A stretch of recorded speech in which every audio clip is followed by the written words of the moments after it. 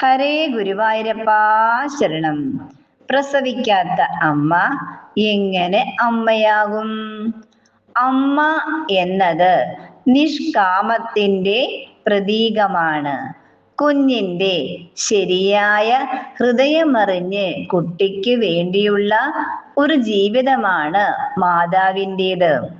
കുഞ്ഞിന്റെ ഏതു തെറ്റും അമ്മ ക്ഷമിക്കും. കാരണം അറിവില്ലായ്മ കൊണ്ടാണ് കുഞ്ഞിന് തെറ്റു പറ്റുന്നതെന്നേ അമ്മ കാണുന്നുള്ളൂ.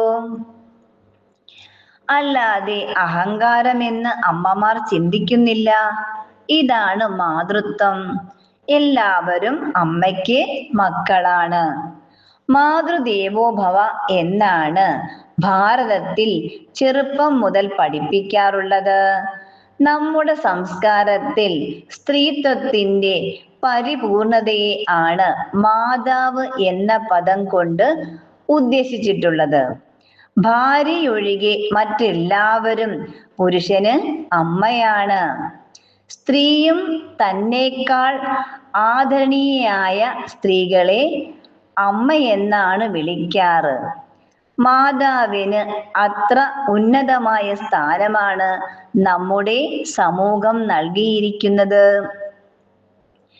മറ്റുള്ള സംസ്കാരത്തിന്റെ സ്വാധീനം മൂലം ഇന്നത് കുറെയൊക്കെ നഷ്ടമായി.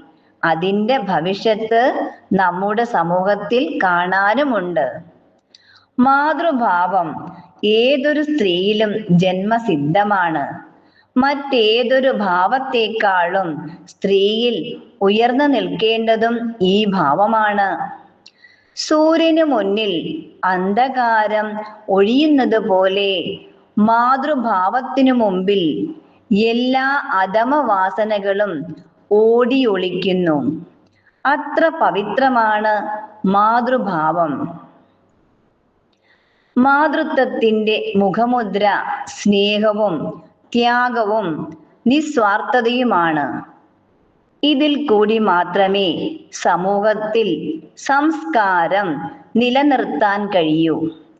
അതിന് അമ്മയുടെ ഇന്നത്തെ രീതി സഹായിക്കും എന്ന് തോന്നി. പ്രസവിക്കാത്ത അമ്മ എങ്ങനെ അമ്മയാകും എന്ന് മോൻ ചോദിച്ചു. വിമാനം ഓടിക്കുന്ന പൈലറ്റിന് അറിയുന്നതിനേക്കാൾ കൂടുതൽ എഞ്ചിന്റെ കാര്യങ്ങൾ അത് ഉണ്ടാക്കിയ ആൾക്കറിയാം. അതിന് കേടു സംഭവിച്ചാൽ എങ്ങനെയാണ്, എന്തുകൊണ്ടാണ് എന്നും മറ്റു പൈലറ്റിനേക്കാൾ അറിയാവുന്നത് അത് നിർമ്മിച്ച ആളിനാണ്. അതുപോലെ പ്രസവിച്ചത് കൊണ്ട് മാത്രം ആരും അമ്മയാവാറില്ല.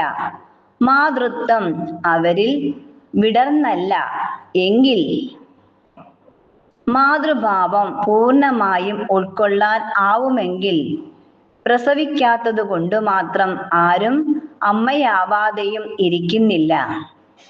പിറന്ന നാടിനും സംസാര ഭാഷയ്ക്കും ഭൂമിക്കും ഒക്കെ നമ്മൾ മാതൃസ്ഥാനം കൊടുക്കുന്നില്ലേ? സർവം കൃഷ്ണാർപ്പണമസ്തു. ഹരേ ഗുരുവായൂരപ്പാ ശരണം.